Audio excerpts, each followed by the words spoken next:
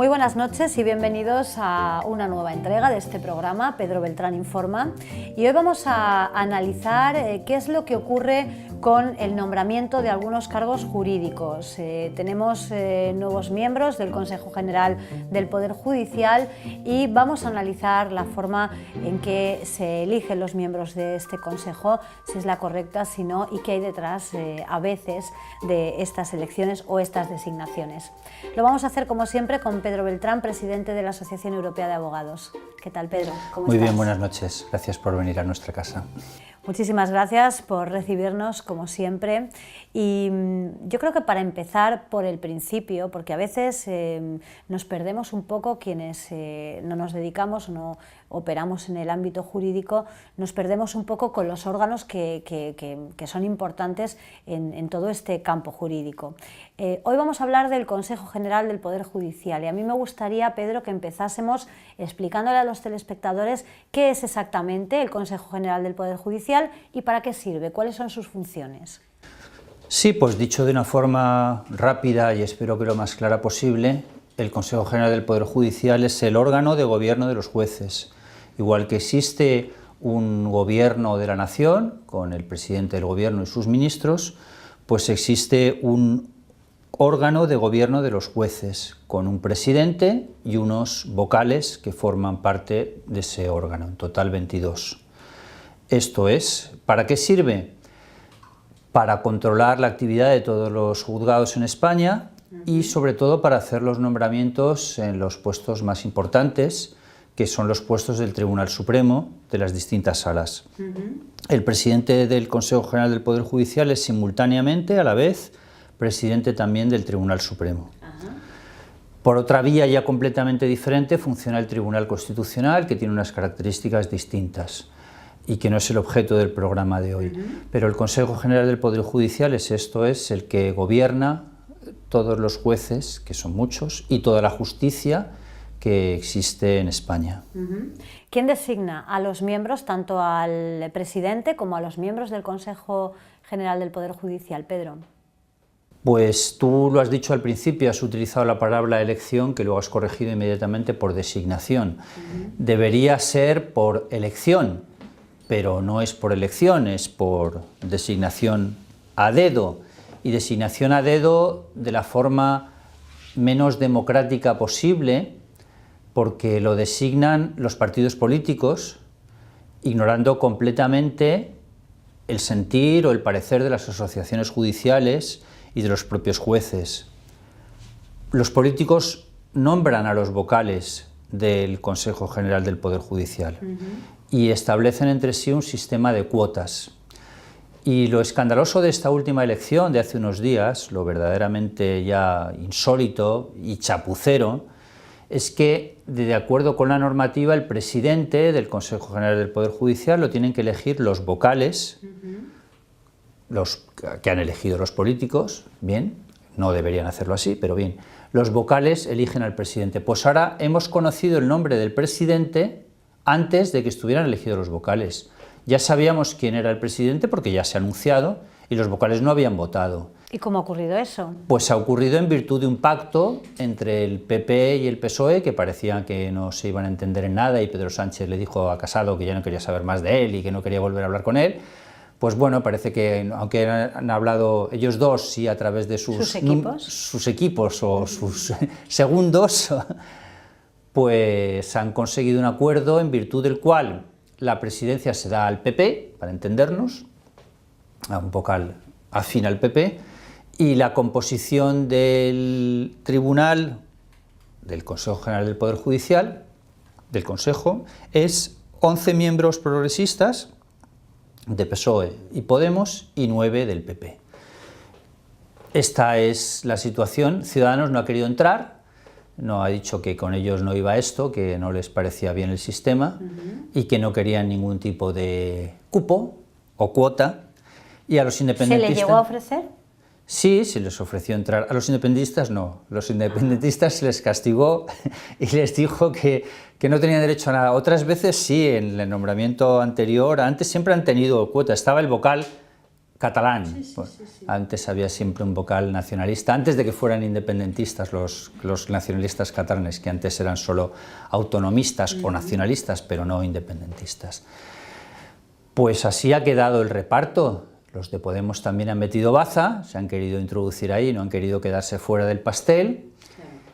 Y tenemos un consejo dividido con un presidente conservador, que sorprendentemente ha sido aceptado por el PSOE, y sin embargo tenemos una mayoría progresista que sorprendentemente ha sido aceptada por el PP. Es un chalaneo, es un pacto, y así estamos, y así se van a desarrollar las cosas, pero me parece muy mal la forma en que se hace, porque lo tendrían que elegir los jueces. Si realmente... ¿Cómo podemos decir que la justicia es independiente si el máximo escalón lo designan los políticos?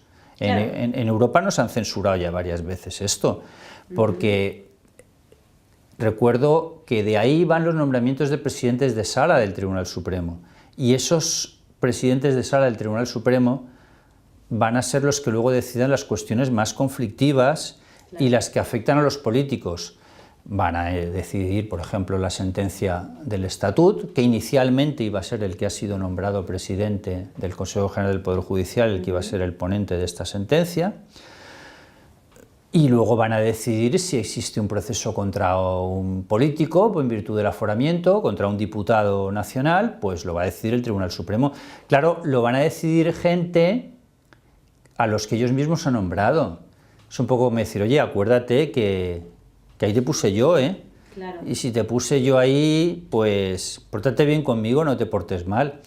Yo no estoy diciendo que en virtud de esto se haya dictado la resolución favorable a Casado por el tema del máster, pero quizás hubiera sido otra, o con mucha probabilidad hubiera sido otra, si lo hubiera tenido que decidir un juez de la jurisdicción ordinaria. A otros alumnos del máster sin ningún perfil político sí que se les había imputado.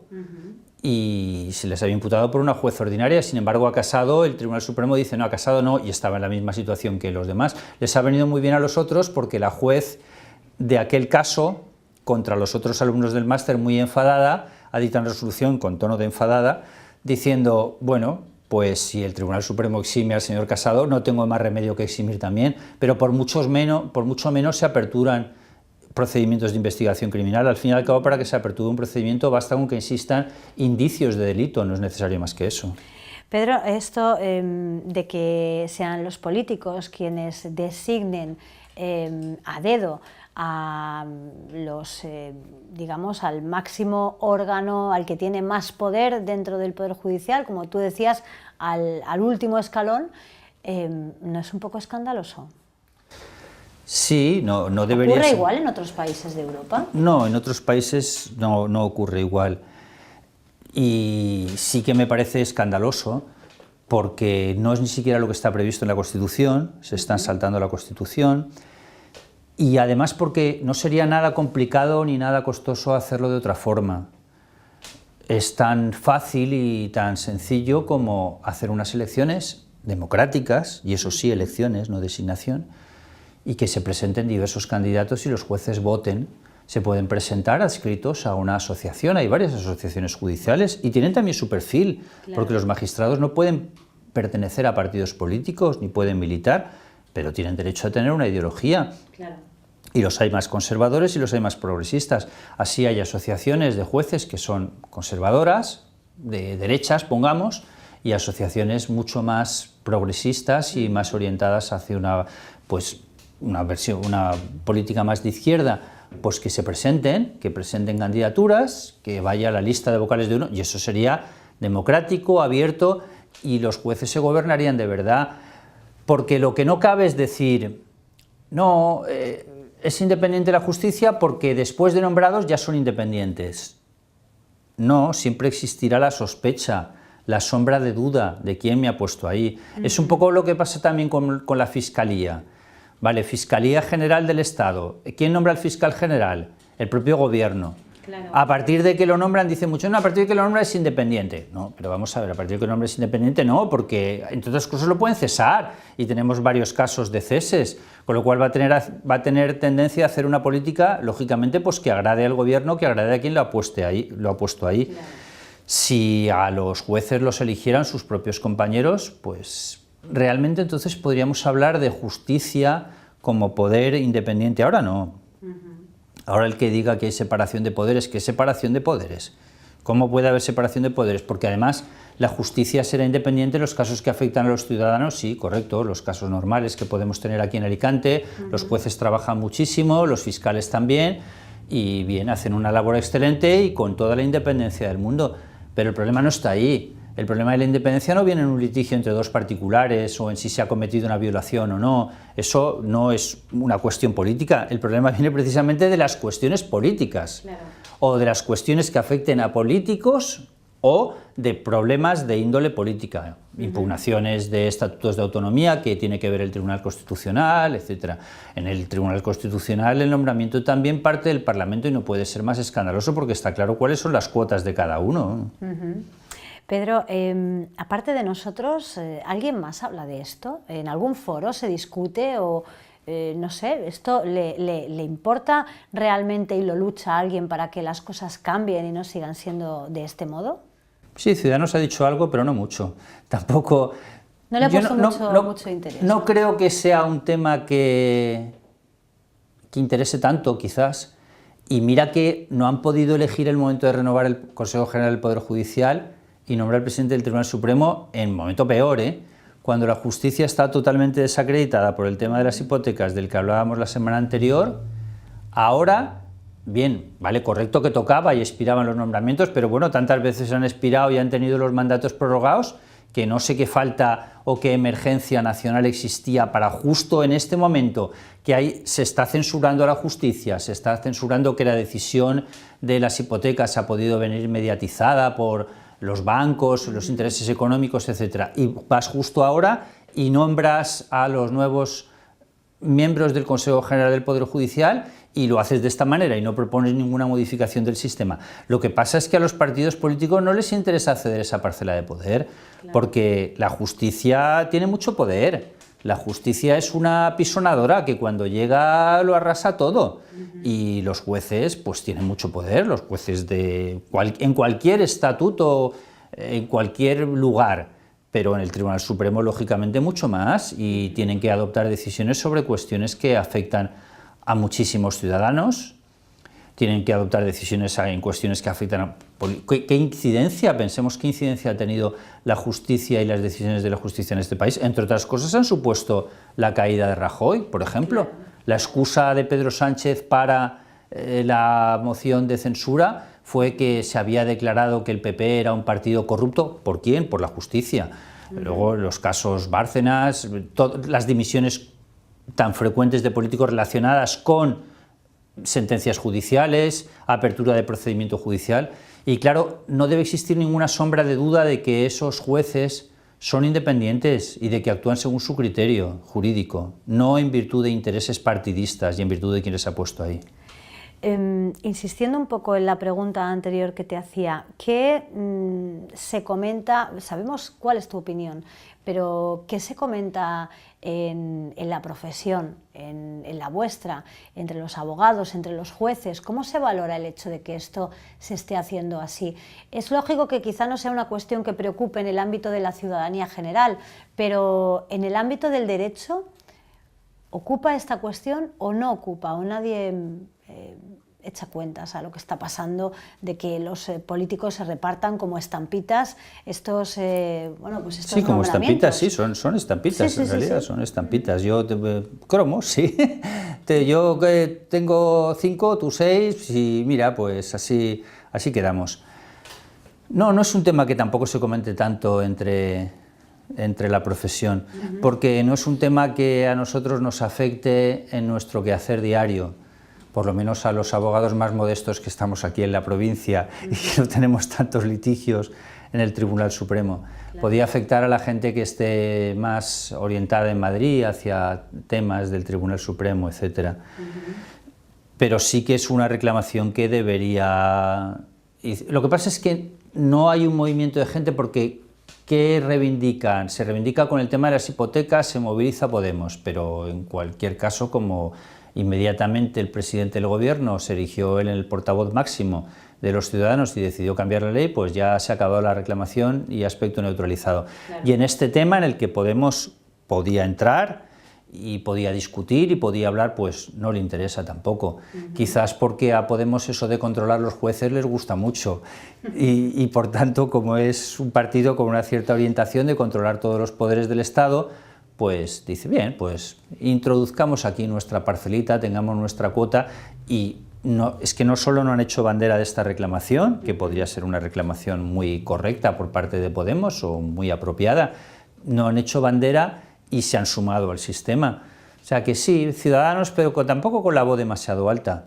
La ha levantado alguna vez un poco más en el tema de los aforamientos, pero eso de los aforamientos parece como que viene y va y no se acaba de definir, porque en la última propuesta del Gobierno, que no se ha llegado a concretar tampoco, estamos en situación de un informe del Consejo de Estado, dicen que para delitos que no tengan que ver con su profesión, que delitos que no tengan que ver con la esfera política. Pero claro, la mayoría de los delitos sí que tienen que ver con la esfera política, porque la corrupción, ¿dónde la metes? Claro, claro. Si a ti te dan un soborno o un porcentaje de una obra del 3% para que hagas una adjudicación concreta a tal persona, ¿eso está dentro de la esfera política? Pues sí. Y si eso lo dejas fuera, ¿qué dejas? A Casado en su máster, que ya no es caso siquiera, la tesis doctoral de Pedro Sánchez, que tampoco va a ser ni caso ni nada, aunque ahora han propuesto que vaya al Senado, han acordado que vaya al Senado a declarar y tendrá que ir sobre su tesis. La mayoría de los delitos los cometen los políticos en ejercicio de sus funciones, con lo cual tampoco va a significar nada. En España, en total, contando las fuerzas de seguridad, contando los jueces, tenemos nada menos que 230.000 aforados. Es una cifra absolutamente desproporcionada, que no tiene nada que ver con nuestro entorno, en donde hay países que hay 0 o 5, 1, 2, 3, 4, 5 aforados, ¿no? Aquí como es. Bien, eso sí lo ha sacado Ciudadanos. Sí, el PSOE se unió inicialmente, ahora esa iniciativa está paralizada. No son cosas que tampoco den muchos votos, ni son cosas que ¿importan a los ciudadanos? Sí, les importan, pero un poco en abstracto, no parece que en concreto, pero creo que sí que debemos hablar de ellos, ¿no? Porque para traer un poco a la conciencia de la gente estas cuestiones y de cosas que se están haciendo mal y de esa separación de poderes de la que hemos hablado en varias ocasiones, que no funciona. Y aunque lo hemos dicho en otros programas, es que ahora es el momento de decirlo, de repetirlo y de decirlo en voz más alta, porque lo de estos días ha sido un completo escándalo, ha sido una vergüenza. Además, ¿por qué lo hacen tan poco disimulado? ¿Vale? Pacta el nombramiento del presidente, pero déjalo cerrado. Claro. Me refiero cerrado, que no lo hagas público. Y hazlo público cuando luego tengas que... Quizás se ha dado un paso más, ¿no? A lo que sí, a lo que se venía haciendo hasta ahora. Digamos que con este pacto de PSOE, PP y Podemos se ha rizado un poco más el rizo, ¿no? de lo que estaba. Sí, ellos necesitaban 3/5 del Parlamento, pues los han conseguido de sobra. Y sí han rizado más el rizo, pero es que además no pueden decir, no, es que le hemos dado al PP la presidencia a cambio de... Entonces los del PP, bueno, tenemos la presidencia.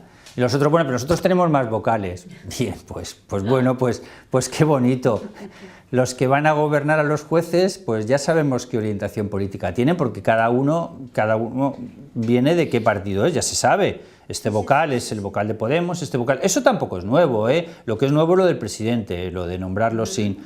Pero que tampoco es nuevo porque antes se sabía, ya como he comentado, había hasta el vocal nacionalista catalán, el representante en cuota. ¿No ves un poco de, quizá en este acto de ya falta de pudor político, por decirlo de alguna forma? Sí, falta de pudor político. Es decir, hemos perdido ya las formas, no nos importa ni siquiera cuando llegamos a este tipo de acuerdos o llevamos a cabo este tipo de acciones, no nos importa ya o no le importa a los políticos ya quizá ni siquiera guardar las formas.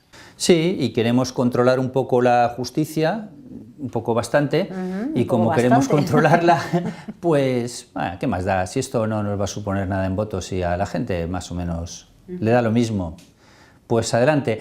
Sí que se han perdido las formas, pero sobre todo por eso, por el momento. Ahora con la que está cayendo con el tema de las hipotecas, bien, que Pedro Sánchez lo frena, bien, pero el Tribunal Supremo ha quedado completamente desprestigiado. Ahora, digamos, no, los políticos, no, si los políticos nombramos nosotros al Tribunal Supremo, nombramos al... No es que nombren al Tribunal Supremo, no es exactamente así, nombran al Consejo General del Poder Judicial, pero que como luego ese Consejo designa los presidentes de salas del Tribunal Supremo, estamos en las mismas. Hay un control. Y eso ha sido muy censurado, incluso la politización del Tribunal Supremo nos han llamado la atención en Europa diciendo, bueno, esto, ¿qué independencia judicial es esta que tienen ustedes allí? Pedro, tú que eres el presidente de la Asociación Europea de Abogados, que hay que aclararle a los telespectadores que aunque se llame Asociación Europea de Abogados abarca todos los países del mundo, ¿en qué país podríamos decir que este proceso de relevo de jueces en los diferentes órganos o en lo que pueda asemejarse al órgano que nosotros llamamos Consejo General del Poder Judicial, ¿en qué país se hace de forma más ejemplar? Sí, es una buena pregunta. Hay varios países que dentro de Europa son varios los países que lo hacen de una forma correcta.